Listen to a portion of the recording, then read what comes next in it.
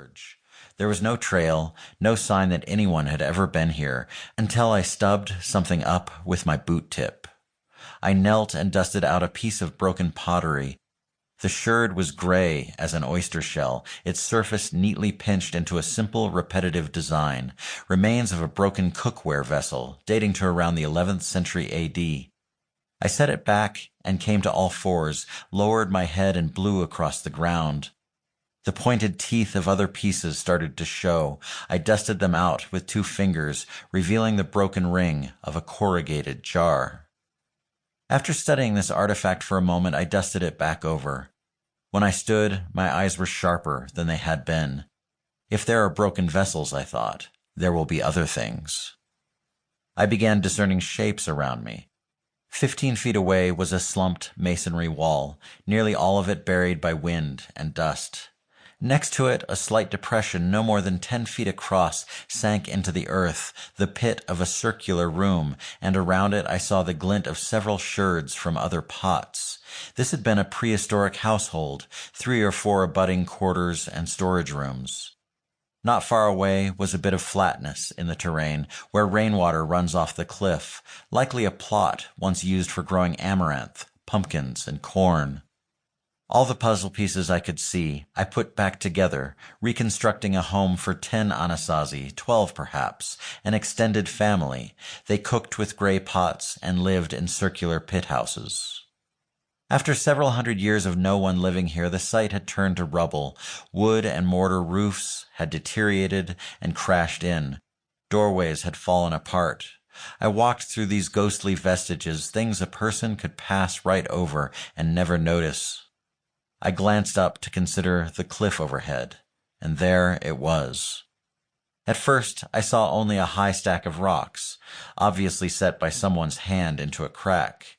As I looked closer, I began to see the concealed outline of a tidy masonry structure that had been tucked behind a leaning flake of cliff. No bigger than a piano bench, it was a small Anasazi storeroom, a chamber known as a granary.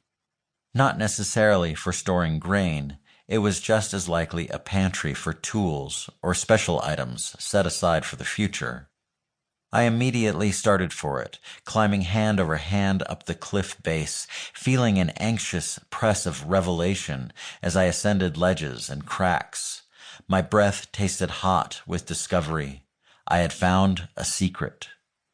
In past travels I had seen many granaries belonging to the Anasazi, but they had all been broken open, emptied by archaeologists, by pot hunters, by erosion, or even perhaps by the residents themselves, returning many centuries later.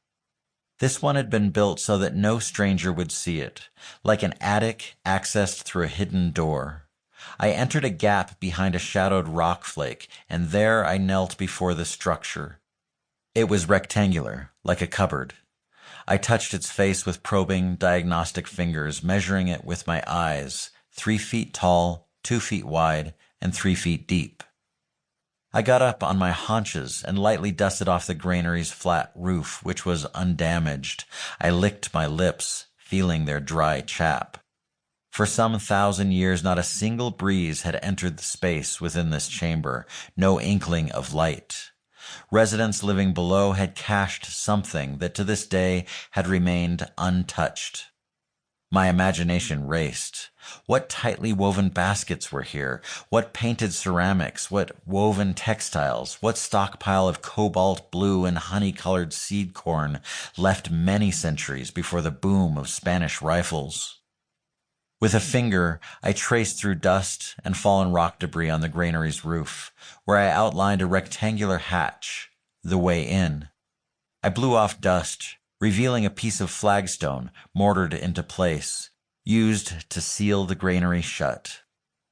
This was no casual find. I'd been looking for this for a long time, traveling untrailed desert for most of my adult life, poking into canyons and caves, hoping to find intact signs of people here long before me.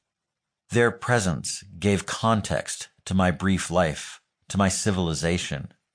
They were the ticking sound of the clock on the mantle, letting me know that time is truly passing, whole societies rising and falling to a believable rhythm.